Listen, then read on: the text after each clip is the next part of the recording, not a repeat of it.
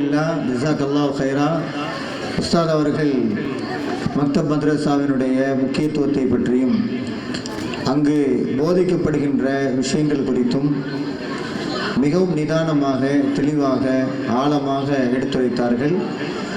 பிற சமூகத்தினுடைய நூல்களிலிருந்து ஒப்பீடு செய்து பல விஷயங்களை நமக்கு புரிய வைத்தார்கள்.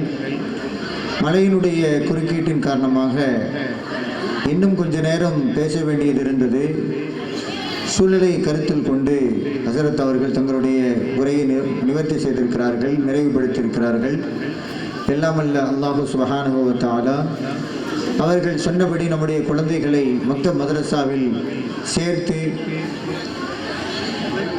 குர்ஆனையும் ஒழுக்க விழுமியங்களையும் மார்க்கத்தினுடைய பிற சட்டத்திட்டங்களையும் அவர்கள் கற்றுக்கொள்வதற்கான ஏற்பாடுகளை செய்ய வேண்டும். அல்லாஹ் அதற்கு துணை புரிவானாக. அடுத்ததாக பரிசளிப்பு நிகழ்ச்சி நடைபெறவிருக்கிறது. மௌலவி அல் ஹாஃபில் மீரான் முஹையுத்தீன் யூசுஃபி அவர்கள் அது குறித்து